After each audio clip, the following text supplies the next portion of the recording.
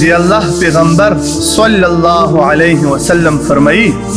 چې قیامت په ورځ به الله پاک یو سړي نه پوښتنه وکړي چې ای مو بنده مرضتو فلم تعدني ای مو بنده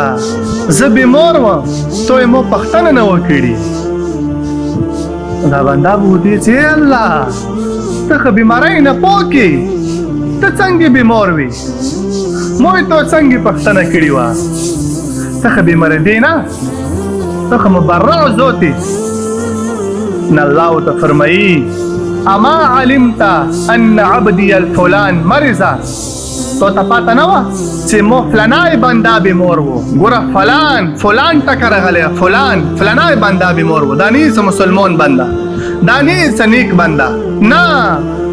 امو فلانی بنده بیمار و لو عدته لوجدت ذلك عندي کچې ته تو یې پوښتنه کړې وه نه زه به تو ته هغه ځای کې میلو شوه وه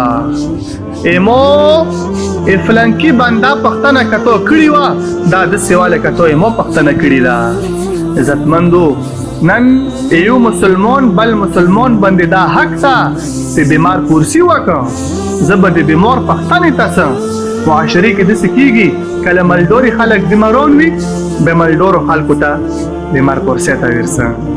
غریب خلک په کټ پرته وي غریب څوک پوښتنه نه کوي مالدارو کله فوتګي وشي 3 ورځې زه دوا ته ورسه او غریب څه کله کور کې مړه شوي چوته پښتنې ولا نه وي هر چوته عزتمندو په نظر سره ګورو ټول دی الله بندګون دي ټول دی الله دار فقیرون دي مالدار ده که غریب ده امیر ده که فقیر ده ګورا څوک بیمارون شي محلي کې وي ګاونډیانو کې وي خپلو رشتہ دارانو کې وي غریبانو کې وي مالدارانو کې وي